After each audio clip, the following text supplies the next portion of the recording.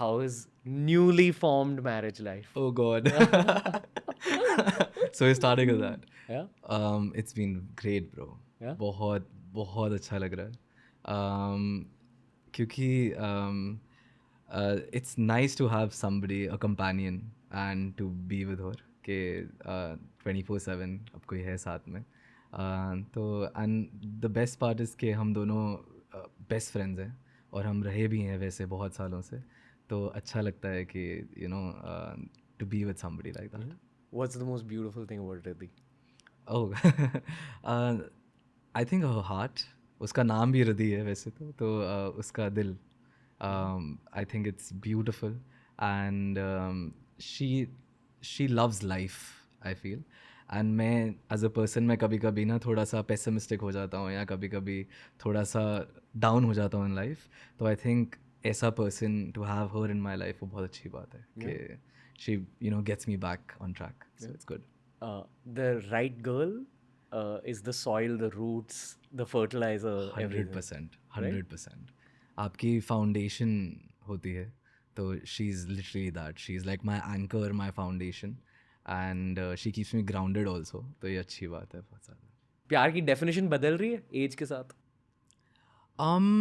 हाँ, काफ़ी ज़्यादा.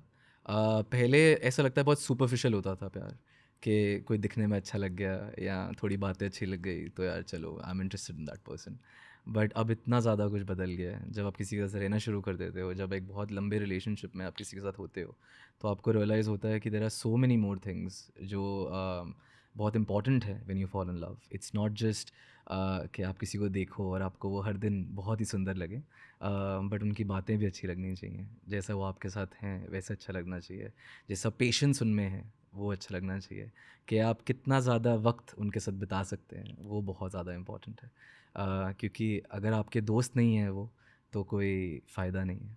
तो आई थिंक काफ़ी सारी चीज़ें बदल रही हैं और हर दिन मैं कुछ ना कुछ नया सीख रहा हूँ. क्या सीख रहे हो? सी पहली बात तो पेशेंस बहुत इम्पॉर्टेंट है. क्योंकि ये पहली बार है जब मैं इतने क्लोजली अब किसी के साथ रह रहा हूँ. मैं अपना कमरा भी नहीं शेयर करता था किसी के साथ में. मैं लिटरली जब हम एक छोटे से घर में भी रहते थे तो भी मैं फ्लोर पे सो जाता था अपना मैट लगा के कि मैं शेयर नहीं करूँगा किसी के साथ भी अपनी स्पेस. बट अब इतनी ज़्यादा स्पेस में देयर इज़ अनदर पर्सन. तो अच्छा भी लग रहा है. It's amazing. I am learning also how to like be in that position. And yeah it's amazing. आप एक्सप्रेसिव लड़के हो? काफ़ी ज़्यादा, काफ़ी ज़्यादा.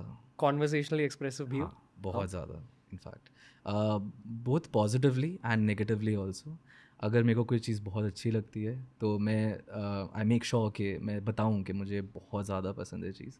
और अगर मुझे कोई चीज़ ना पसंद है तो भी कभी कभी शायद ना नहीं बताना बेटर होता है, बट मैं फिर भी बोल देता हूँ कि मुझे ये पसंद नहीं है. तो मैं काफ़ी एक्सप्रेसिव हूँ ऐसे. यार मैं मानता हूँ कि एक पॉइंट के बाद ना, अगर आपकी एक सीरियस रिलेशनशिप है तो आप अपने पार्टनर के लुक से अट्रैक्ट नहीं होते हो. लुक्स का फैक्टर फेड अवे हो जाता है, बट अदा से अट्रैक्टेड हो जाते हो और उनके प्रेजेंस से अट्रैक्टेड हो जाते या हो. Exactly exactly. प्रेजेंस में ही हीलिंग होती है. हीलिंग मिली है आपको? बहुत ज़्यादा. क्योंकि हम लोग काफ़ी टाइम से दोस्त हैं और हम साथ में भी अब हो चुके हैं कुछ साल. एंड नाउ शादी को आई थिंक 5 या 6 महीने हो चुके हैं अब. तो जितना मैं वक्त उनके साथ ज़्यादा गुजार रहा हूँ मेरे को उतना ही ज़्यादा आई थिंक मैं इम्प्रूव हो रहा हूँ अपनी ज़िंदगी में. जैसे मैं कह रहा था कि मैं कभी कभी थोड़ा पेसिमिस्टिक हो जाता हूँ, कभी थोड़ा सीरियस हो जाता हूँ लाइफ में. कभी कभी स्ट्रेस भी बहुत ज़्यादा बढ़ जाता है. यू अंडरस्टैंड कि ये industry is not easy at all.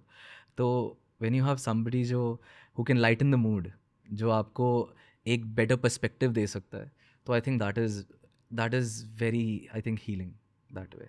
कि आप हर दिन उठते हो with more motivation, with more happiness कि या you will face the world and आपके साथ में कोई और है भी जो आपकी मदद भी करेगा वो करने में. तो that is definitely very beautiful and very healing. Anuv Jain की बातों की वजह से गूज़बम्प्स फील हो रहे हैं. गूज़बम्प्स वाली बातें, गूज़बम्प्स वाले लिरिक्स. मैं खुद भी यही कहने वाला था. कैसे लिखते हो यार इतने डीप लिरिक्स? यार मैं ना सबको ये समझाता रहता हूँ कि मैं एक बहुत सिंपल इंसान हूँ And I think we've now spent a little bit of time together, and I think you can also understand that कि मेरी ज़िंदगी भी बहुत सिंपल है. काफ़ी चीज़ें बदल गई हैं, मगर अभी भी सिंप्लिसिटी वैसी है ज़िंदगी में.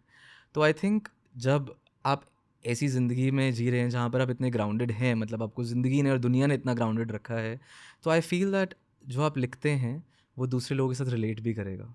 तो आई थिंक रिलेटेबिलिटी तो शायद वहीं से आ जाती है, क्योंकि मेरी ज़िंदगी कोई ऐसे डिफरेंट नहीं है from anybody else who is living out that. And talking about lyrics, मैं हमेशा से बहुत क्रिएटिव इंसान रहा हूँ. मतलब not just in terms of music, मैं पहले आर्ट में भी काफ़ी ज़्यादा इन्वॉल्व था. मैं पेंटिंग करता था, मैं स्केचिंग करता था, I used to do poetry. मैं क्या नाम है, स्टोरीज़ भी लिखता था. इनफैक्ट मैंने पेपर पे स्टोरीज़ लिख के प्रिंट आउट्स निकाल के बेची भी हुई हैं. ये मेरा बचपन रहा है बेसिकली. तो हम बहुत ज़्यादा लाइक हमारे घर में भी हम सब लोग बहुत ज़्यादा क्रिएटिवली इंक्लाइन थे. तो आई थिंक जब आपकी ज़िंदगी एक बहुत सिंपल ज़िंदगी है, यू कैन ऑब्ज़र्व आपके आसपास की चीज़ें एक बहुत सिंपल वे में, एंड आप क्रिएटिव भी हैं, और आप उसको वो ज़िंदगी की बातें आप वर्ड्स में इंटरेस्टिंगली आई थिंक आप आगे डाल सकते हैं. तो आई गेस वहाँ से my lyrics come, that simplicity and that creativity that was given to me as a child. I know a lot about you यार. आई नो कि आपकी भी थोड़ी सी ड्यूअल पर्सनैलिटी है. एक बहुत सॉफ्ट बॉय फेमिनिन एनर्जी वाली पर्सनैलिटी है, और एक बहुत मैस्कुलिन एनर्जी वाली पर्सनैलिटी है. I we have some mutual friends, and like I've heard about you over the years. Okay. So yes. like I know how ambitious you are as well.